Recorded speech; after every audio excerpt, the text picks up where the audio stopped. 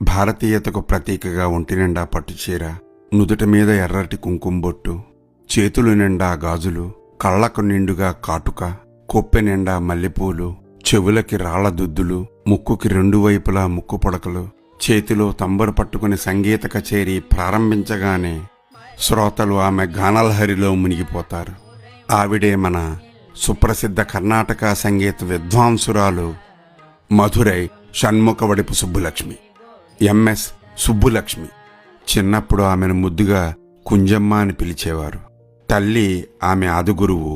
10 ఏళ్ల ప్రాయం నుంచే సంగీత ప్రస్థానం ప్రారంభమైంది. అయితే ఆమెలో భక్తితత్వానికి బీజం పోసింది మాత్రం ఆమె తండ్రి అయ్యర్.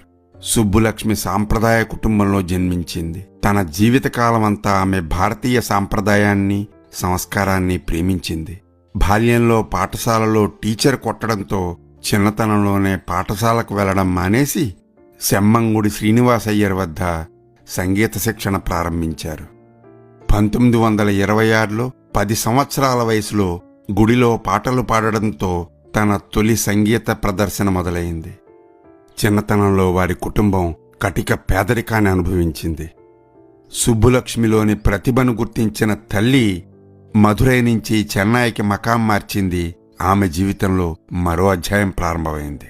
1933 మద్రాసులో సంగీత అకాడమీలో తన మొట్టమొదటి కచేరీకి శ్రీకారం చుట్టింది.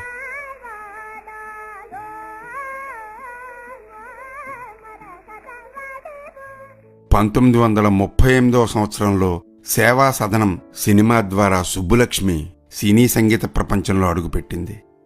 1940వ సంవత్సరంలో శకుంతలై అన్న తమిళ సినిమాలో ఆమె తొలిసారిగా గాయనిగా, నటిగా తెరపై కనిపించింది. 1945లో నిర్మించబడిన మీరా చిత్రం హిందీలో విజయవంతం కావడంతో సుబ్బులక్ష్మి పేరు భారతదేశం అంతటికీ సుపరిచితమైంది. అంతేకాదు, అది ఆమె ఆఖరి సినిమా. శృతి, లయ, ఆలాపనతో పాటు భావాన్ని, భక్తిని సమపాళ్లతో వ్యక్తీకరించడంతో పాటు పామరులను సైతం శాస్త్రీయ సంగీతంలో మెప్పించడం ఆమెకి మాత్రమే సాధ్యం. త్యాగరాజస్వామి, ముత్తుస్వామి దీక్షితార్, శ్యామశాస్త్రి వంటి సంగీత దిగ్గజాలు రూపొందించిన గీతాలకు సుబ్బులక్ష్మి తన గాత్రం ద్వారా ప్రాణం పోశారు. ఐక్యరాజ్య సమితిలో పాడిన గాయనిగా చరిత్రలో నిలిచారు. ఆ సందర్భంలో న్యూయార్క్ టైమ్స్ పత్రిక సుబ్బులక్ష్మిని ప్రశంసిస్తూ రాశారు. రాయల్ ఆల్బర్ట్ హాల్లో లండన్లో ప్రదర్శన అయినప్పుడు ఇంగ్లాండ్ మహారాణి తన్మయత్వం చెంది ప్రశంసలు అందించారు. దీని తరువాయి భాగం త్వరలో.